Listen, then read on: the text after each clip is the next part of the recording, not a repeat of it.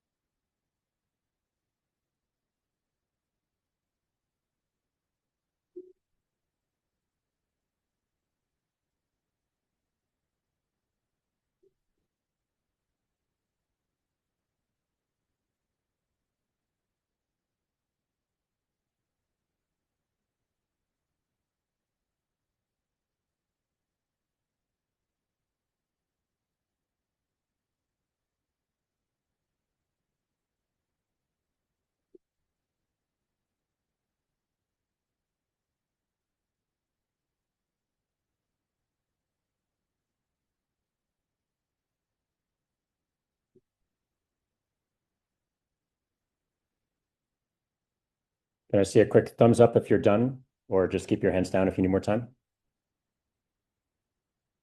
Okay, we'll give it another moment.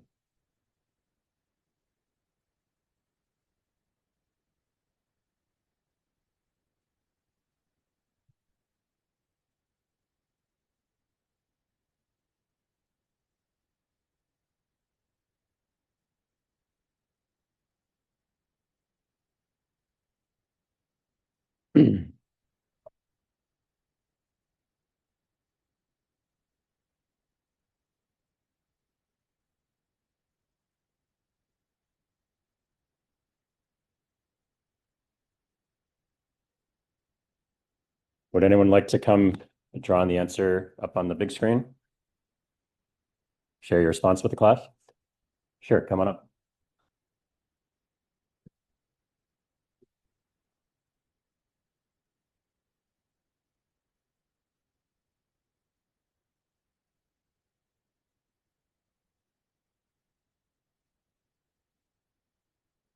Your name? I'm Henry. All right, Henry. Just go ahead and draw it all.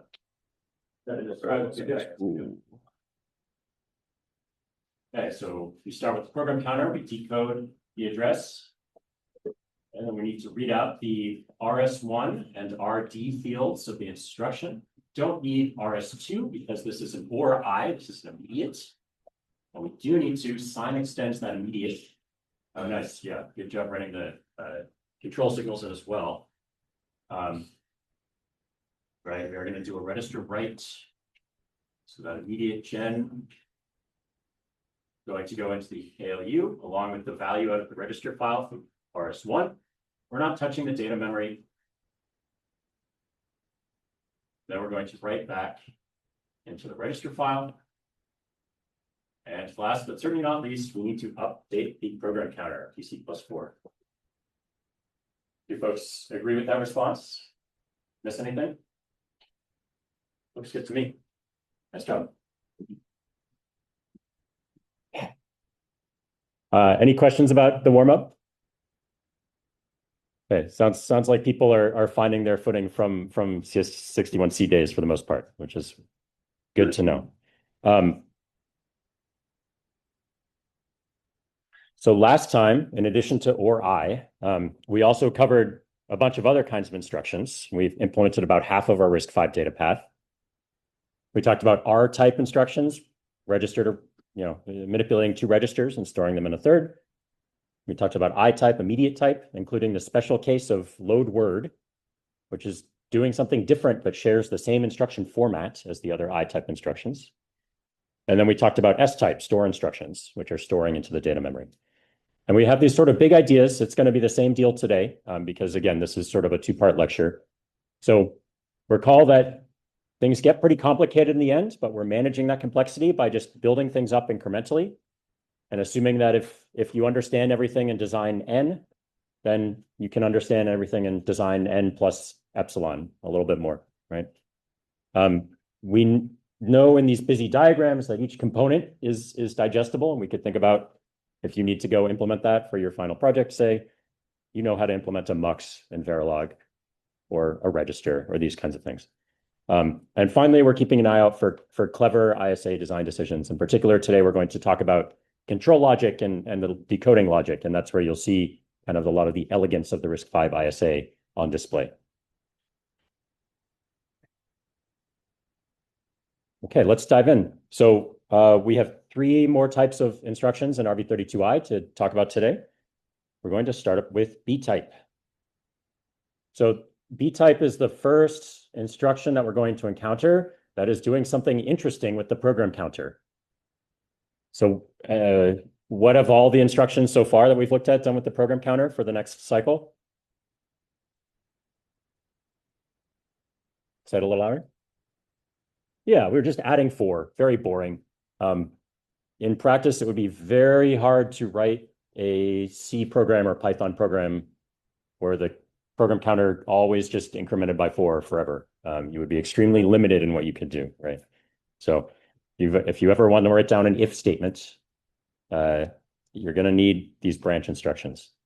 So branches are going to read 2 registers, X1 and X2, but they're not going to do a register write. There's nothing to write. Instead, what they're figuring out is what the new address for the program counter should be. And label, recall, is a relative address. So label in your assembly will just be a word, but then that word will be in a particular, will reference a particular place in program memory. And so the whole trick with branching is that it's doing 2 things. One, it's deciding whether to go to the label. And then if we need to go to the label, it's figuring out where exactly to go. Okay, so right, so we're going to talk about both of those parts as we talk about the instruction decoding. So this is the B-type instruction. It should look pretty familiar. The opcode funct3 are in the exact same place. RS1, RS2 are in the exact same place. The weird thing is the immediate. We have 12 bits of immediate, but they're in weird places. That's odd. Why is that? We'll talk about it in a moment. But we still have these 2 register sources. We still have a 12-bit immediate. One important subtlety is that the 12 immediate bits are actually encoding a 13-bit value with an LSB. So there's the rightmost bit in the binary is always 0. And that's because, again, the output of this is a instruction address. And we've previously said that in RV32I, instructions are word aligned, right? So you can have how many zeros always in the program counter in RV32I? Yeah, that's right, 2 zeros. So why only 1 0 here? Well, there's something that we're not going to discuss in this class called the compressed RISC-V extension, the C extension, which allows you to have half-word instructions.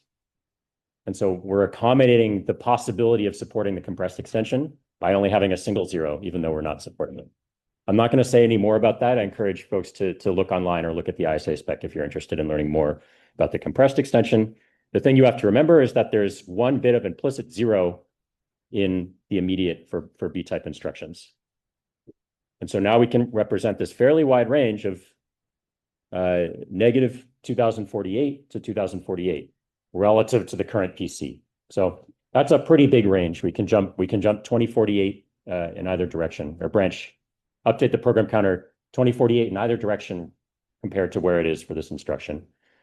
What if we need to go a further distance than 2048? Well, stay tuned. We'll talk about that later. But for now, let's talk about the encoding of branches. So let's do an example of how to encode this branch instruction, BEQ branch if equal. So it's going to read RS1 and RS2 and check whether they're equal. If they're equal, it takes the branch. Otherwise, it doesn't take the branch and the PC just gets +4, right? So we're going to put RS1, which is 19 in the usual spot. We're going to put RS2, which is 10 in the usual spot.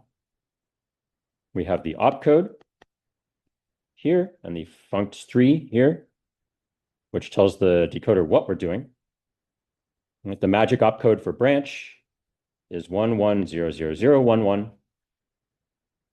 And funct3 tells which kind of branch instruction it is. We'll talk about the different kinds in a moment, but for now, just know that branch if equal is encoded as the simplest one, which is 000. Okay, so this says what we're doing. This says the two registers to compare. Right, and let me just be as explicit as possible about what this instruction is doing.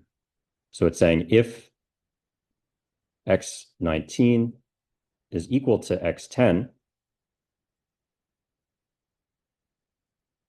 then the PC gets plus 16 bytes, which is the offset. Otherwise, it just gets plus 4 bytes, which is the sort of default. So this 16 bytes is our immediate, right? So we'll encode that as 16, and then we need to fill in the rest with zeros. 0, 0, 0. So this is our 13-bit immediate. This last zero, as we just said, does not get written down anywhere. It's just implicit. And so all we're going to do mechanically is we're going to shuffle the rest of these into position in the instruction encoding. Okay. And so it's basically going to take these different chunks and move it to different places. So this is on the far left is the MSB, and then the different chunks get divvied up 6 bits over here, 1 bit down here, and so on and so on. Okay. And so I filled that in on the slide to avoid the tedium of writing out all those ones and zeros. But is it clear mechanically how this immediate is being shuffled into the instruction itself? Okay.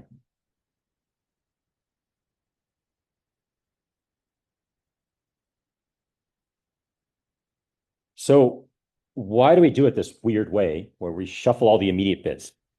Okay. So the key is to compare the B-type encoding to the rest. So the first thing to notice is that in all of these encodings that have immediates, bit 31 is the MSB of the immediate, which allows us to decode the sign, right? So we can always just have a very simple check. If that MSB is 1, then the immediate is negative. If the MSB is 0, the immediate is positive, regardless of whether we're doing an I-type, an S-type, and a B-type instruction. So that's why bit 12 lives over there. Okay. And then what about the rest of these? Well, they basically just wanted to keep it looking as similar to the previous ones.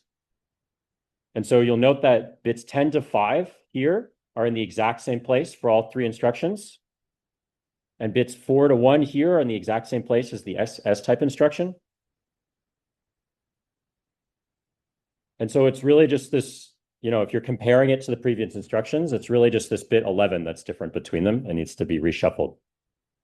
So again, this is another case where they made the instructions look weird or non-intuitive in order to make the decode logic as simple as possible by having common positions across different instruction types. And so you can see there's only this one bit, right? That's different between S-type and B-type encoding.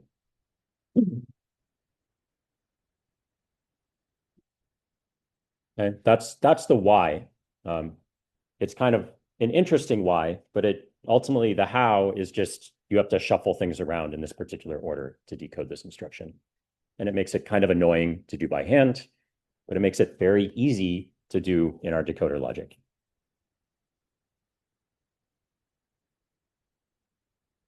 Okay, let's add this to the data path.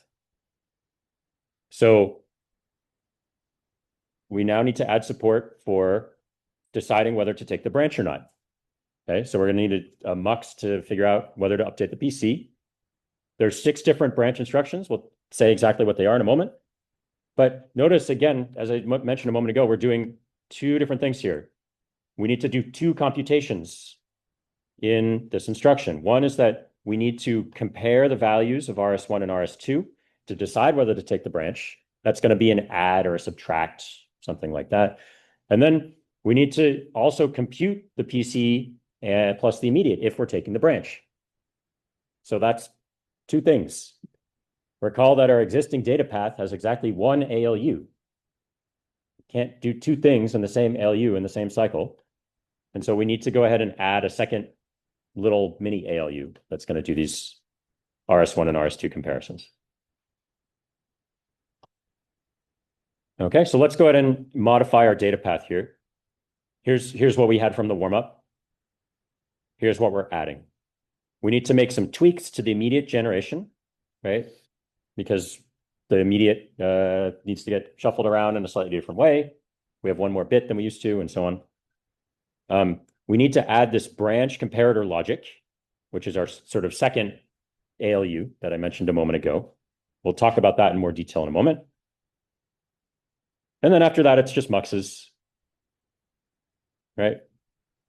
So in particular, this ALU, this original ALU, which was until now, for R-type instructions, for example, it was acting on 2 entries out of the register file.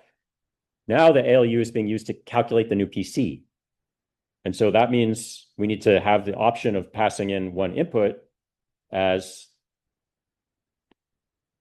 the current PC, right? And then similarly, if the branch is taken, we need to add this mux that's going to select it rather than just adding +4.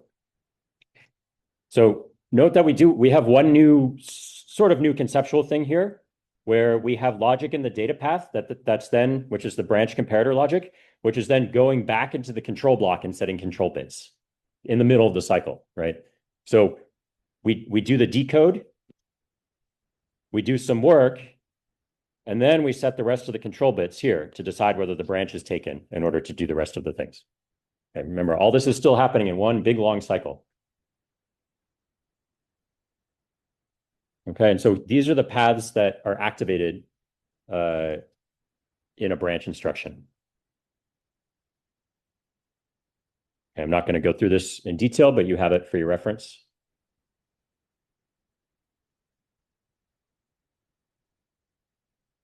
So let's talk about that branch comparison unit in a little more detail. All right, let's define, in the interest of modularity, let's explain what the inputs and outputs are, right? So A and B are 2 32-bit numbers right out of the register file.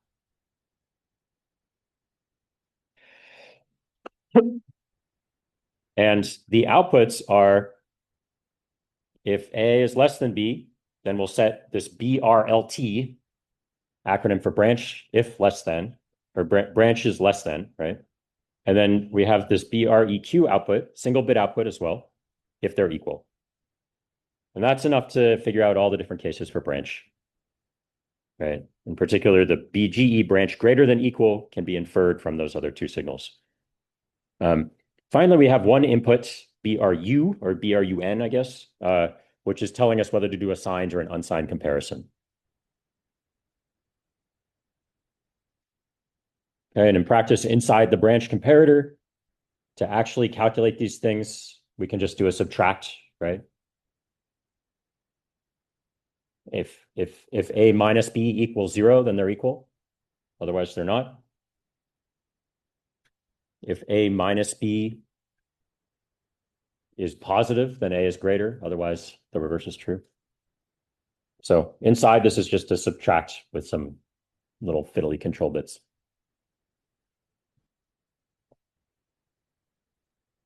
Okay, finally, here are all the different branch instructions. They are in sequence: branch if equal, branch if not equal, branch if less than, branch if greater than or equal, and then the last two are unsigned variants. And you can see we're using that funct3 fields, as we've done in previous instruction types, to say, okay, we know it's a branch, but what flavor of branch is it? Well, we'll check funct3 to figure that out. Okay, any questions about branch type? Yes. Quick question. Is it the branch equal and branch less than? So what's that sentence? Yeah, exactly. So inside the decoding logic, yeah, the decoding logic is going to take branch equal and branch less than, along with that funct3 fields to figure out, well, which branch, what is the instruction actually telling us to do? And it's going to use those to calculate this, right? Yeah. I'm surprised that we're not using the existing +4 ALU to do the arithmetic on the PC and then repurposing the old ALU to do the branch comparison. Do this instead. You could do that.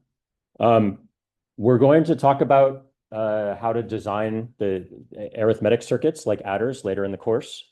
And one thing that we will find is that if you have one of the inputs of your adder as a constant, you can significantly optimize that arithmetic circuit versus if they're both variables that you're passing in.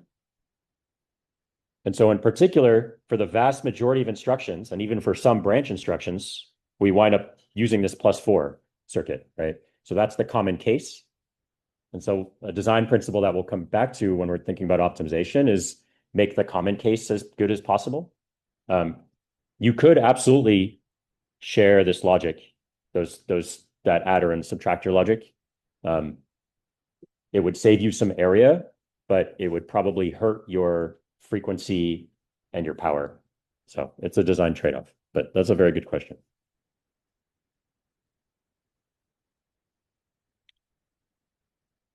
Okay, we're gonna spin up our first poll everywhere check today. So if everyone's feeling solid on branches, go ahead and try this problem on your own. Okay, it's the same URL and website as we used previously. Oops, that's not desirable.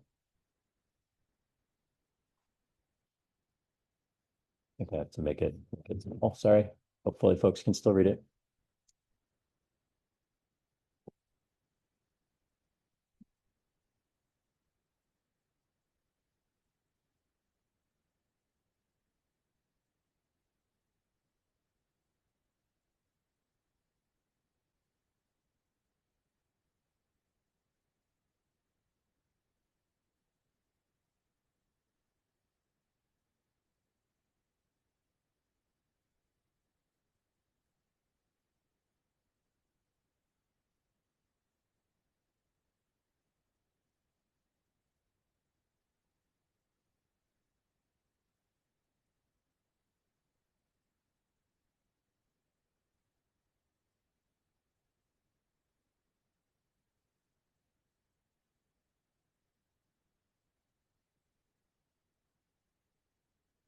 Oh, yeah, I'll open up the poll in a minute, but for now, just solve the problem in your own notes.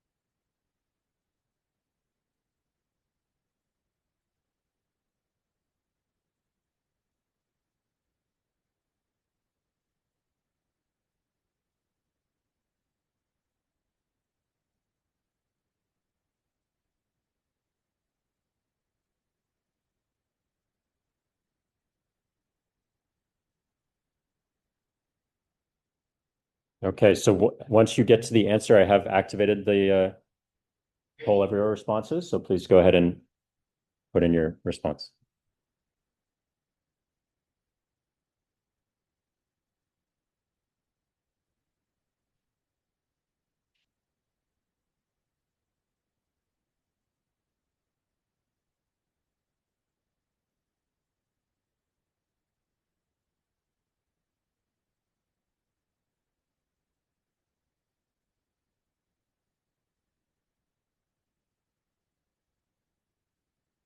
Okay.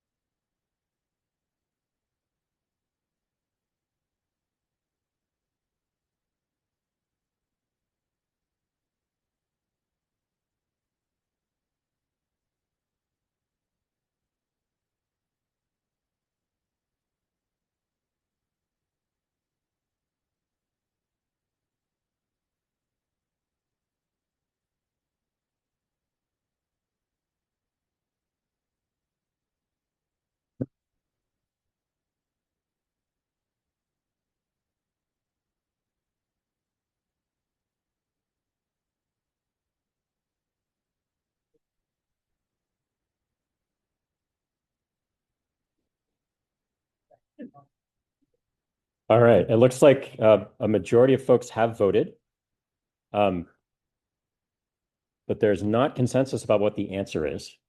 So please go ahead and turn to your neighbor and try to convince them that you're right and they're wrong. And we'll come back together in a couple of minutes.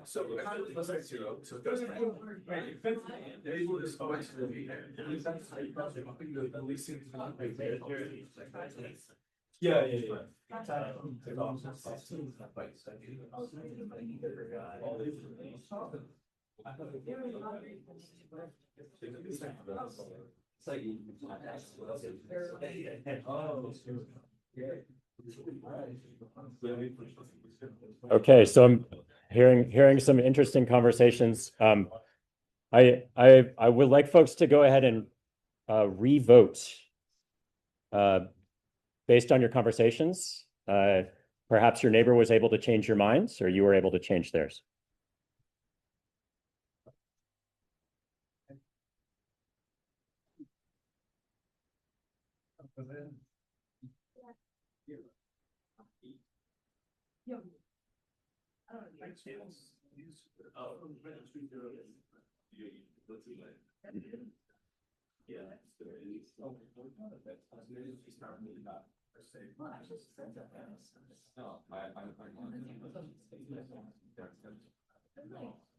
Okay, I only see about 20 responses so far in the revote. So if you haven't yet, please go ahead and vote again based on your conversations.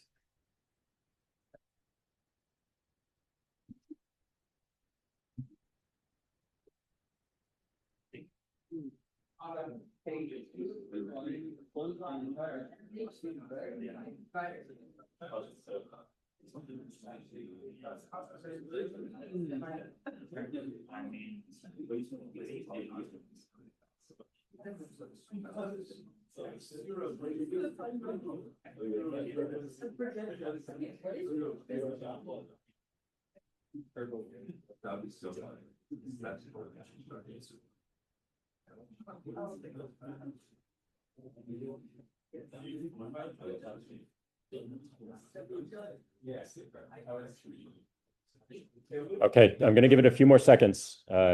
We still don't have as many votes as we had the first round, so please go ahead and respond a second time if you haven't already.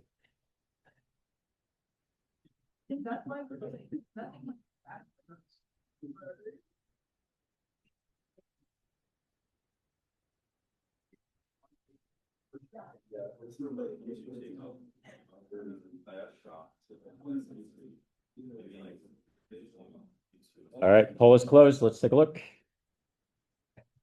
I need to put this out of full screen. We'll see it, I guess. Yeah, that's not helpful. Thank you, Mac. Moment. Yeah, sorry, I still don't know why it's like this. So these are the responses. So it looks like everyone agrees now that the branch is taken, right? Because x0, which is always 0, is larger than x1, which is, well, I don't know exactly what it is, but it's some negative number, right? We just need to check that MSB. So the question is, where do we branch to? Would someone like to make an argument for one of these other cases? Because we don't have consensus yet.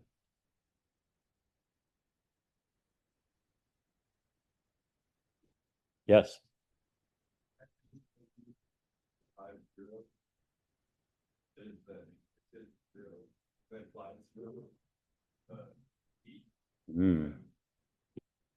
Okay. So you're saying that the immediate bits, so I look carefully how the question was asked. The immediate bits are hex 008, but there's actually one more binary 0 to the right of that. So the true immediate or label is 0010.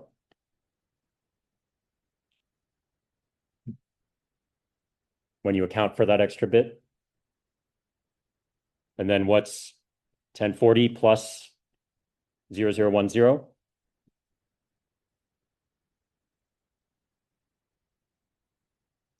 Anyone?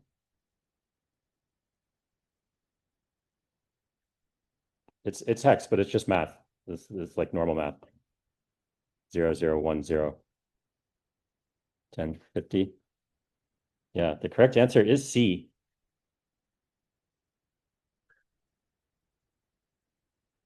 But don't forget about that implicit 0 bit, right? When you're decoding either on paper or in your processor implementation. Definitely don't forget about that implicit 0 bit that you need to add, stick on the right side, the right end, the LSB of the immediate. Okay.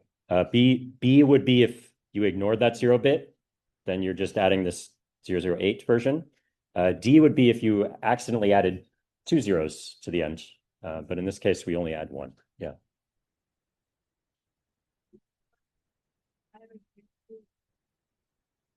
Why don't we just in the PC address it by word instead of by byte? Yeah. So as I mentioned earlier, there's an instruction extension that we won't talk about in this course called the compressed instruction set. And so that allows some instructions to be compressed into 16 bits or 2 bytes. So for that reason, if you want to support the compressed instruction set, you do need to be able to address it at half word granularity. But there's no reason for the PC to actually have a physical register that's storing 0 all the time. So in a processor implementation, that register would not exist, and it would just be hard coded to 0. When you're, yeah, and I guess same with the instruction memory or instruction cache, right? There's no reason for it to address that last 0. It can just be elided.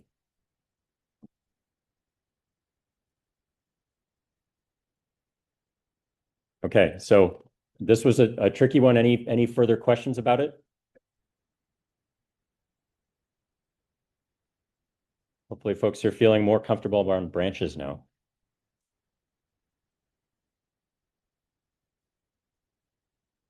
So let me begin again, and we'll go on to JTypes, JType instructions.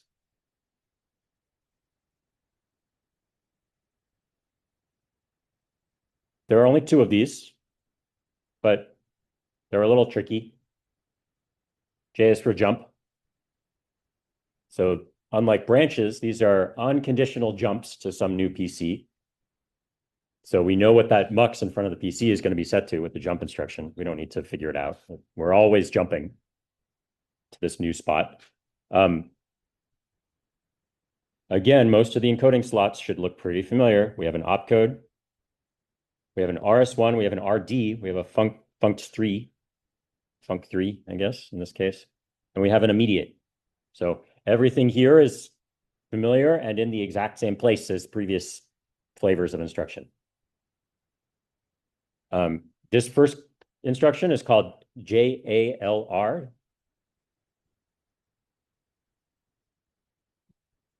And so we're going to jump and load a register.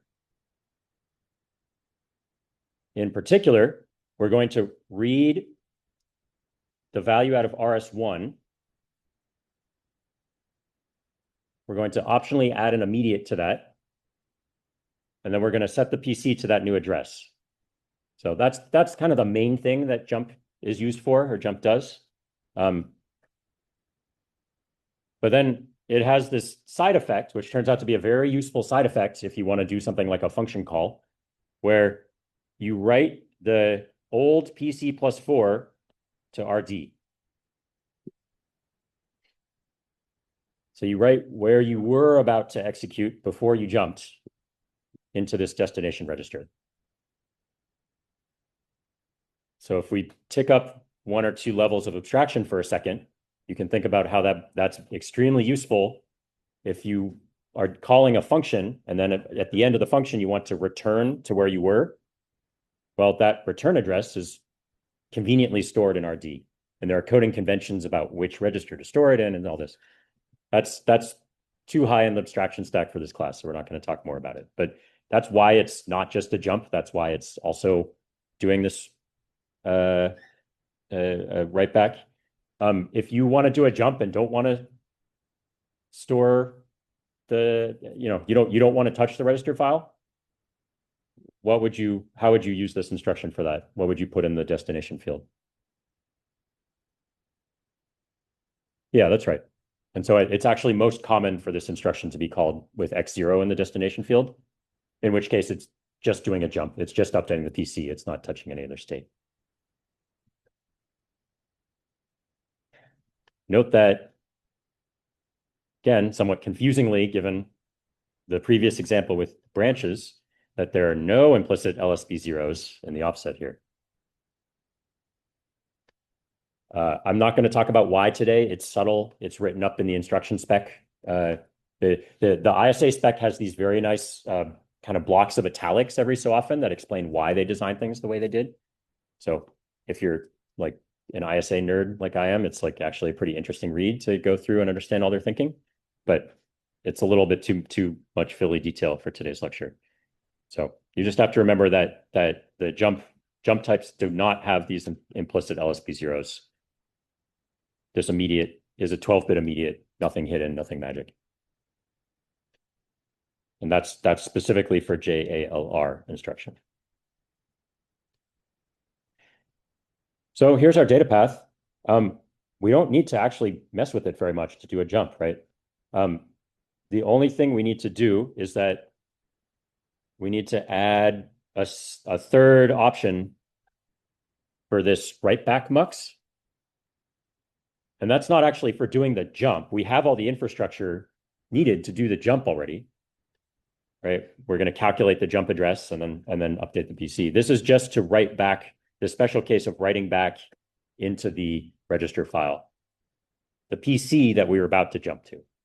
So anywhere we need to switch between acting on data and acting on PC, we need another mux setting. And these are the paths that are active when we're doing this JALR instruction.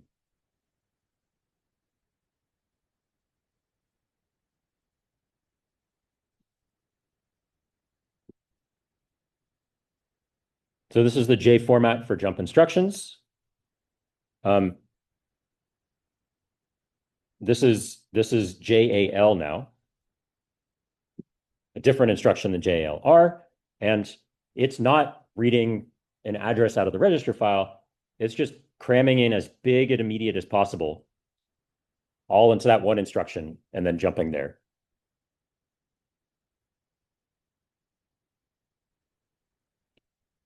So this is a relative address, but with a much wider range, right? We have, what is this? 2 to the 19th range compared to our current PC, which is pretty big. So this lets us do a bigger jump without having to touch the register file. Unless optionally we want to, again, write back the PC +4. You notice again that the immediate is in a funny order. I'm not going to go through the details of why that is, but it's for similar reasoning as for why the branch immediates are in a funny order, just to make the decoding nicer, to make the slots line up with the other instruction types. And then finally, this one does have the implicit 0-bit on the right. So notice that this is the offset from bit 20 to bit 1. And so we have a implicit 0 like we did for the branches here. Yeah, it's obnoxious that that's different between the different instruction types.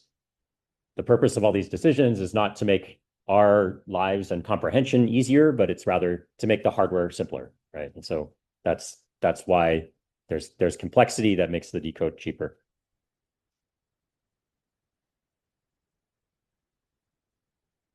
So here's with jump and link register, and here's jump and link. We don't need really any new hardware, except that we need to fiddle around with the immediate generation logic to, we call it swizzling the bits when you're mixing them up like that. So we just need some different swizzling in the immediate generation, but otherwise everything looks exactly the same, right? We can use all the existing paths in order to run a jump and link instruction.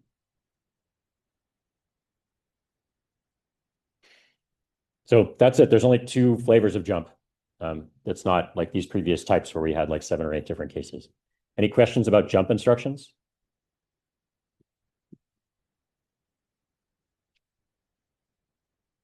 Feeling good?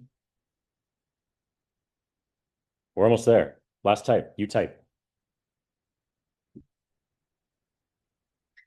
These U format instructions are a little bit of an odd ducks, I guess. But I'll try to give a little flavor about why they're used. They actually show up all the time in compiled code. They're very common. There are only 2 of these as well. U is for upper immediate. So this has to do with the fact that in the I-type instructions, for example, we only have 12 bits of immediate. So what if I just want to write down a very big number and put it in the register file? Like a 32-bit number. Well, I could do it with a bunch of I-type instructions. I would need at least 3 of them. But instead, we're going to use these upper immediate instructions. They're very simple. They just have a big immediate here in bits 31 to 12. They have a destination and they have an opcode. And they're just going to store this immediate, which is right side 0 extended, so that these bits are the upper part of the immediate, hence the name, into the register file in the destination. So LUI is doing exactly that. It's loading this immediate into the upper 12 bits of the register file, with the rest of the bits being 0. AUI PC is doing something similar, but slightly different. it's taking that upper immediate and adding it to the PC, the current PC, and then storing that in the register file. So that's interesting. Why might we want to do that? We'll come to it in a moment. But mechanically, that's what these two instructions are doing. Load upper immediate and add upper immediate to the PC.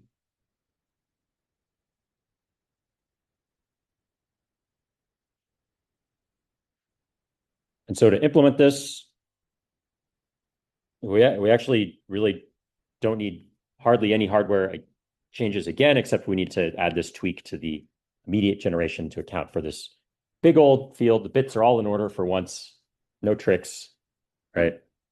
We're just going to take that thing, put zeros on the end. Perhaps we'll add it to the PC, in this case of AUI PC, right? You'll notice we're flipping this mux.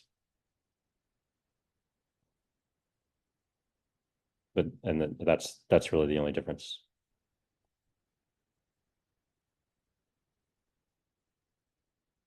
Okay, so let's think about why we might want to use these different types of instructions. Go ahead and try this problem on your own. And I need to recover, pardon the interruption here, but I need to recover my polling window so I can set that up.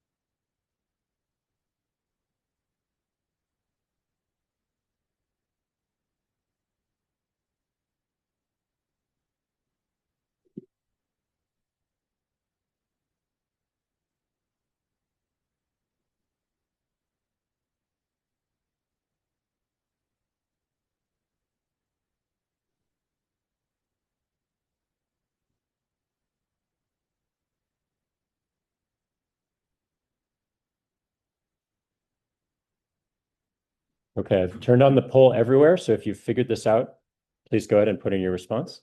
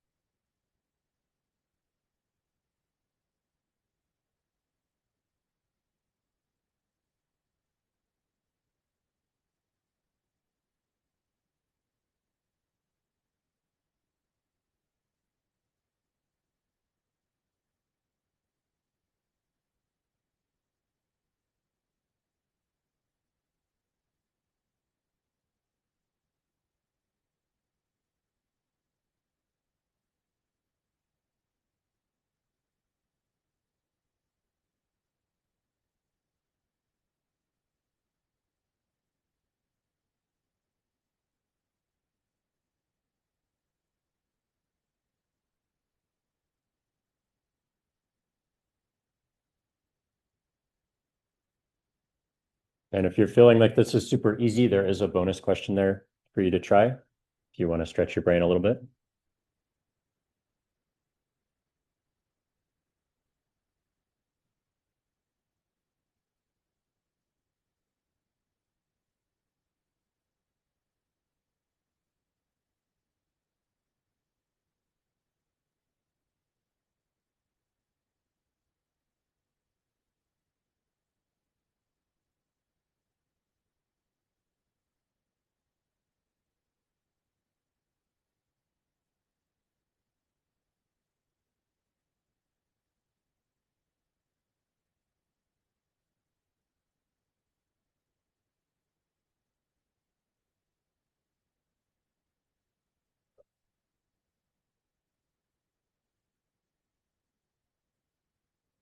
All right, let's take a look here.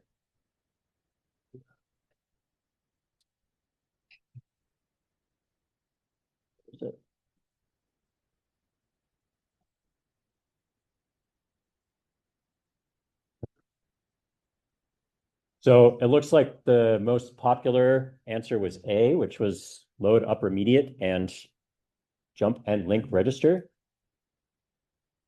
That is the correct answer.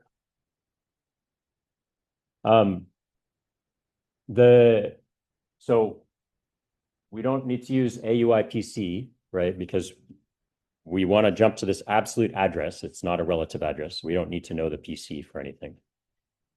So then the subtlety is about whether to use jump and link register versus jump and link. Okay, was anyone able to sort out the bonus and actually write down the two instructions that we would need? Yeah, go ahead.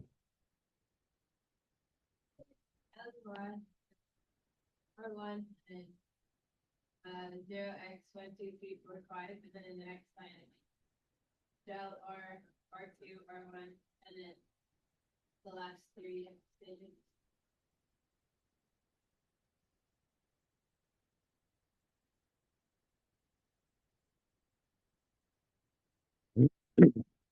Yeah, and in particular, you could use any register instead of X1, and you don't have to write back into X2. You could write to X0 and do nothing or do whatever you like. But yeah, this is basically correct. So you'll notice that we have this elegant pairing where load upper immediate is touching all the bits except for the bottom 12. And then jump and link register reads that register and then touches the bottom 12 bits and updates them to 6, 7, 8. If you use jump and link, how many bits of immediate do you have?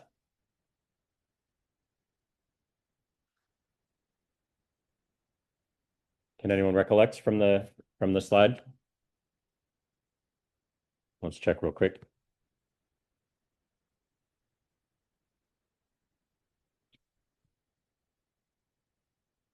Yeah, so jump and link has only 22 bits in total, or 21 bits in total, sorry. So that's not it. You can't write down the whole of 0x1, 2, 3, 4, 5, 6, 7, 8 in this immediate.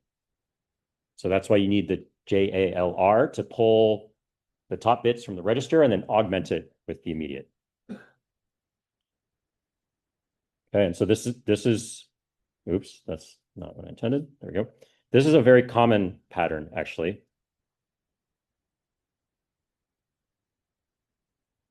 This pattern of load upper immediate and then jump and link register. This is sort of the canonical way to jump to an arbitrary address, arbitrary absolute address in RISC-V.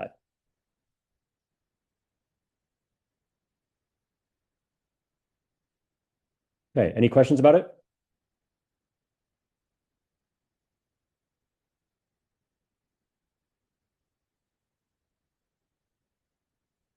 We're done. We did it. Hooray. That's the most exciting animation I could find in PowerPoint. It's not very exciting animations, unfortunately. Okay, yeah, give yourselves a pat on the back. We have built our full RV32i data path. This is what it looks like. Okay. So now if I show you this picture with lots of complicated wires and diagrams and things. Can folks tell me a fist of 5 now of 5 is like, yeah, I'm very comfortable with everything on there. 3 is, I get some of the parts, but I'm still a little fuzzy. And 0 is like, this is a bewildering mess of spaghetti.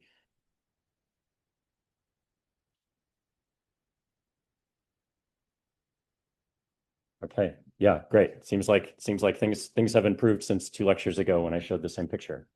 So folks are feeling very comfortable. We'll see if you're still feeling so comfortable after you have to go and do your final project and implement this thing. But up here at our nice microarchitecture level of abstraction, right? We don't have to worry about Verilog and registers, voltages, currents, delay, you know, shove all that in the box, close the box, right? This looks very nice. This is pretty digestible at this point. So this is the whole thing. This is RV32i. There are a handful of instructions that we didn't talk about and we're not going to talk about in lecture. Things like fence, eCall, CSR operations. So don't sweat about those. But we've done all the rest. This is the whole table of the instructions and their encodings. RV32i has 47 instructions. The slide says that 37 of them are enough to run any C program, which 37 is left as an exercise to the reader. But you can imagine that, for example, you don't really need a subtract instruction, right? Because you could always just add, invert the number and then add it. So you can think about how some of the instructions, if you really wanted to, could be eliminated in favor of other ones. But here we are. This is the summary of all 6 RISC-V instruction formats. Again, you start to see how these columns are all lined up nicely. And in most cases, most of the columns are doing the same thing at the expense of having to shuffle the immediates around into weird places and so forth. We're going to come in a moment to decode logic, and we'll see why that is nice. But we're going to take a little breather first because we've been going pretty hard for an hour. So let me turn on just a fun 2-minute poll. There it is.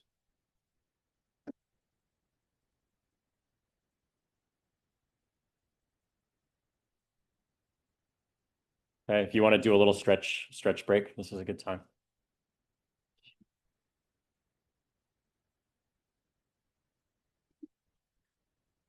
Still cheese board, huh? It was cheese board when I was here, so it's like a little surprising, but I guess not that surprising.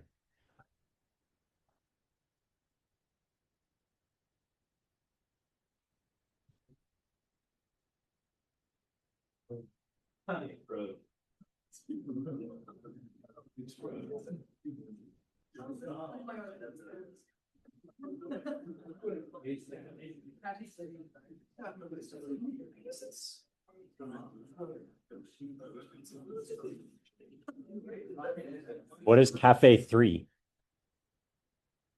Okay, fine. It's one of the Down at dining hall? Yeah. Okay.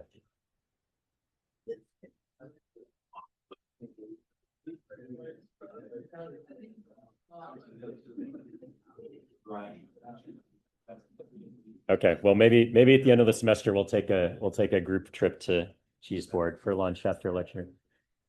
All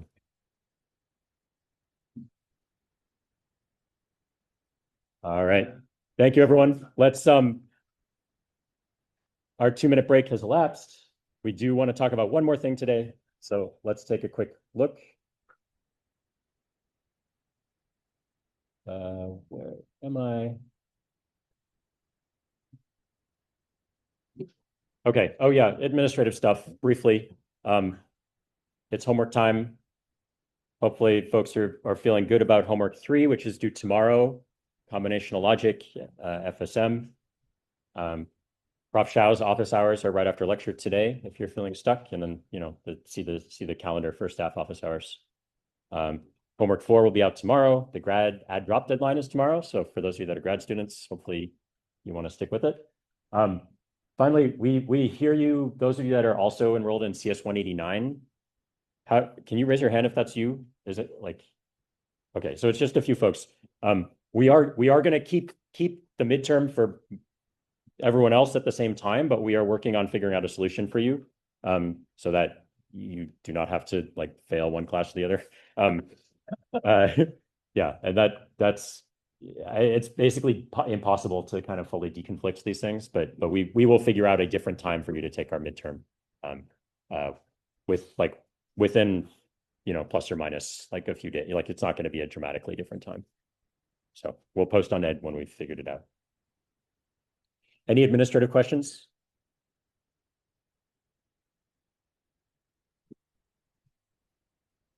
Okay, so I said we were done, but we have this, you should have kind of a lingering, maybe nagging feeling in the back of your brain that we missed something, right? We have this magic control logic box at the bottom of our RISC-V data path. We haven't really talked about how to build that yet. And we're not going to go through every single fiddly gate, but we should talk a little bit about how one might build it, because it's going to be a little different flavor than what you saw in 61C. So the control logic is going to be doing something different for every instruction that it sees. So here's our add example, right? It ends up having to do a whole lot. So the clock comes in, data is flowing through, but most importantly, when we get up to this stage, we've decoded the 32-bit instruction, right, in the control logic. And so that's when the control logic kicks off its work. And it has to use that decode to set all of the different bits, mainly bits of muxes, to decide, to control how the data is flowing through the rest of the design. So in this case, the control logic sees that add instruction and says, okay, well, PC is just going to be PC plus 4. That's basic. The immediate select is a star, which in these diagrams represents don't care. In many cases, we're not going to care what these are set to if we're not using them. So add has no immediate, so we set the immediate select to don't care. We are going to be writing to the register file, so we'll set write enable to 1. We don't care about the branch stuff. And we are going to use the ALU inputs that are coming directly out of the register file. So we'll set A cell and B cell to 0. The ALU should be doing an add instruction. The memory, should not be writing anything. So we'll set it to read, which is kind of the default case. We don't care about what comes out of the memory. And then finally, we need to select the ALU output to write back. And so then once we've done that, then all the data can flow through until it does the write back. And then in the next clock edge writes the data into the register file. So yeah, the control logic kind of has a lot to do. And if you don't set all the mux bits right, then nothing works. So it's pretty important to get that right. Oops.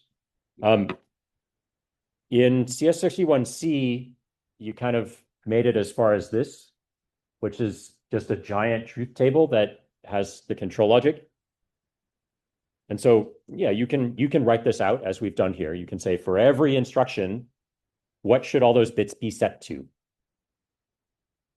So for an add, you set them as we just did. For subtract, it's going to look very similar, except you set the ALU cell to doing a subtract instead of an add, and so on and so on. You can go through all those different settings. So that's nice, but how do we build this thing? One nice thing is that RV32I specifically, which is what we've been focused on in this class, is only actually ever needing 9 specific bits out of the ISA in order to figure out how to set all those muxes in the control logic. So in particular, we had these 7-bit opcodes, right? But for everything we've looked at, those last 2 bits are set to 1, 1. So we don't even need to worry about them. Like we don't need to do anything with them in our decoding. So we just need the 5 bits of the opcode fields. We need the 3 bits of the funct3 field. Those are pretty heavily used. And then you'll recall that R-type instructions were also using these top bits. because there are more than 8 R-type instructions, right? So we need more than 3 bits to encode all the options. So R-type was using these top bits as a funct7, but it only ever actually used one of the bits, which is bit 30. And so that's it. We just need those bits to decide what to do in our control block. So there are a few ways to build this. In 61C, you just thought of it as a ROM, a read-only memory, where all these things are hard-coded in this massive table. That works, and it has some advantages. It does have a regular structure, which makes it easier to implement. Regularity is one of our important design principles. It's easy to reprogram it to fix errors, so you're just flipping specific bits or adding new rows for new instructions. Indeed, when CISC machines were more popular, which is sort of predates RISC, there were these different flavors of ISA called complex instruction set computers. It was very popular to do CISC decoders using a ROM. However, this is not the approach we want to use in this class, because it's way bigger and more heavy-handed than it needs to be. And so we want to actually implement this control as combinational logic. So in your projects, you're going to be implementing a decoder in a hierarchical fashion. So you start by looking at the opcode to figure out what instruction type it is. Then you look at the other fields to figure out the details of the instruction, right? The funct3 and funct7 fields, potentially.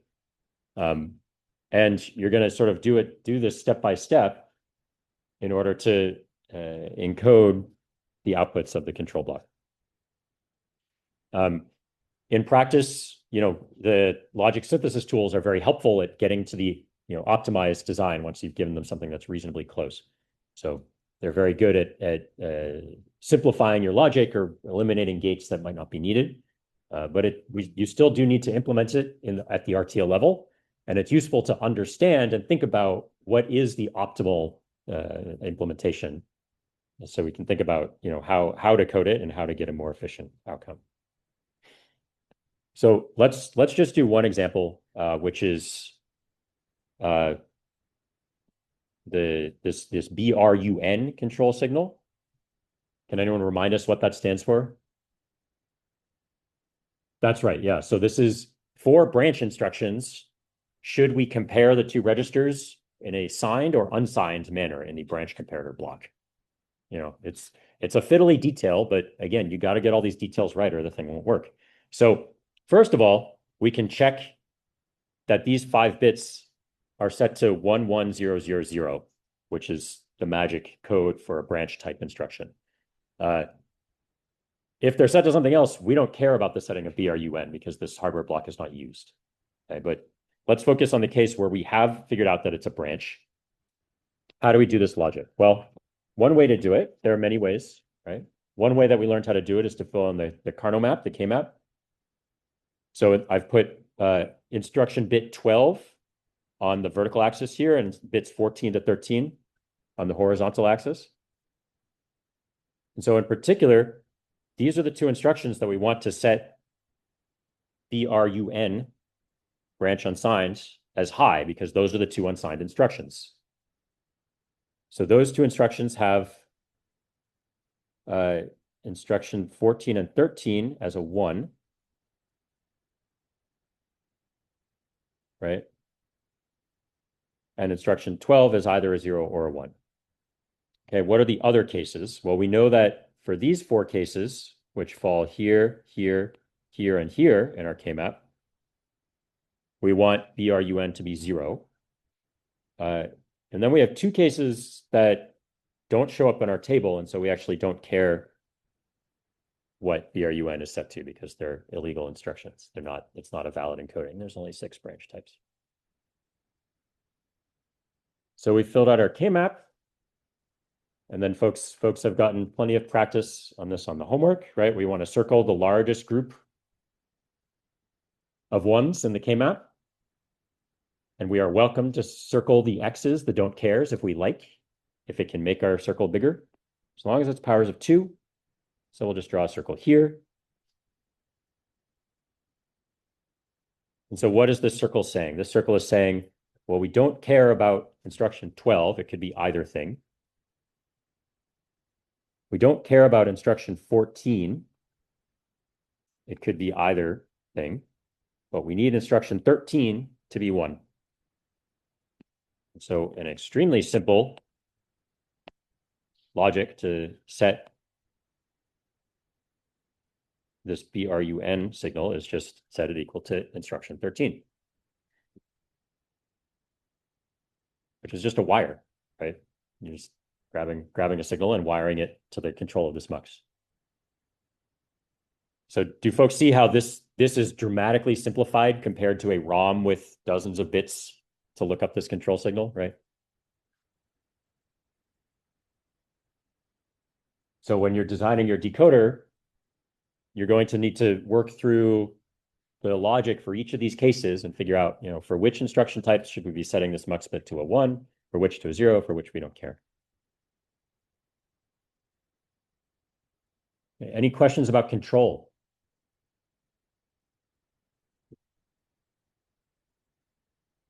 It's not super complicated, but it's very fiddly in my experience. And the synthesis tools are your friend. So it's nice to work at the Verilog level of abstraction, code up your design intent, and then the synthesis tools should get you most of the way to optimal. So this is our, just once again, the complete RB32I data path, except now we've sort of unpacked the mystery a little bit of what is going on in this magic control logic block.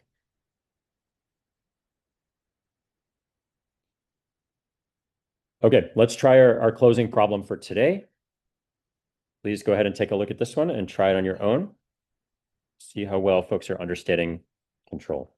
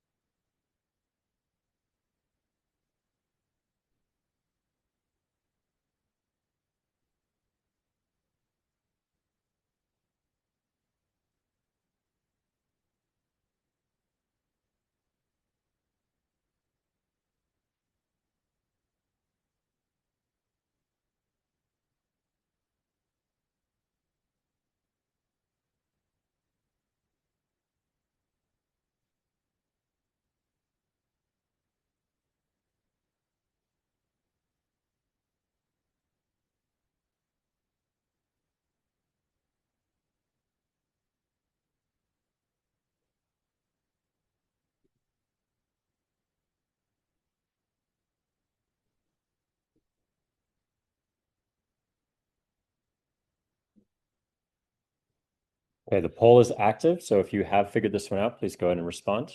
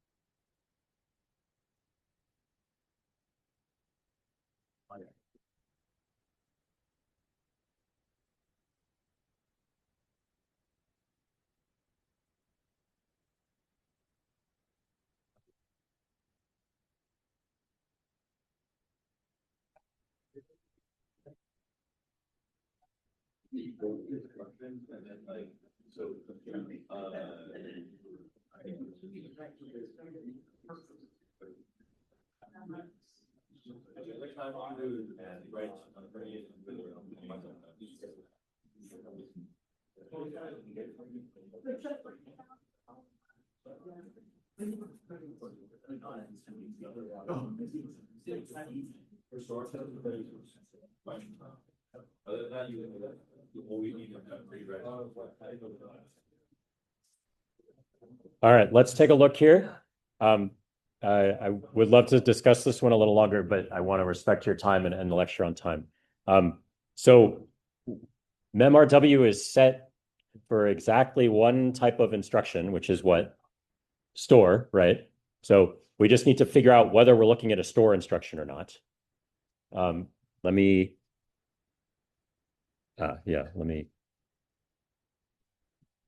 this.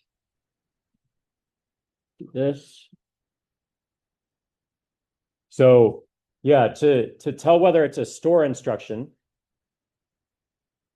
we don't need to look past the opcode, right? So we actually don't need these funcs 3 bits to tell whether it's a store instruction. We can just look at that last chunk of 7, which is really 5. So the last 2 are always 1.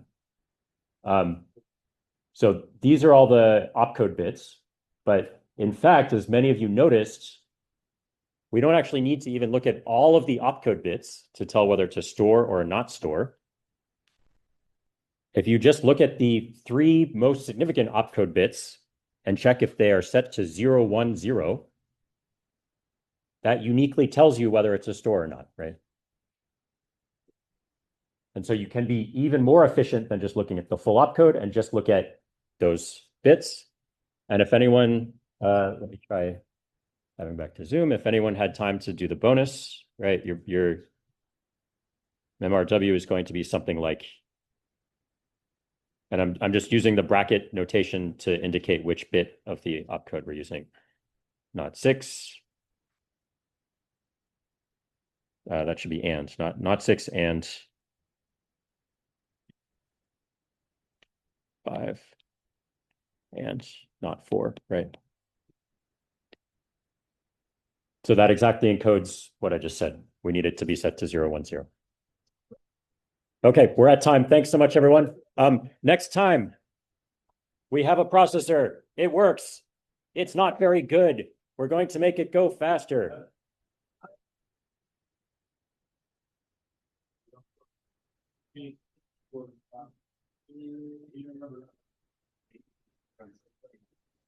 Yeah.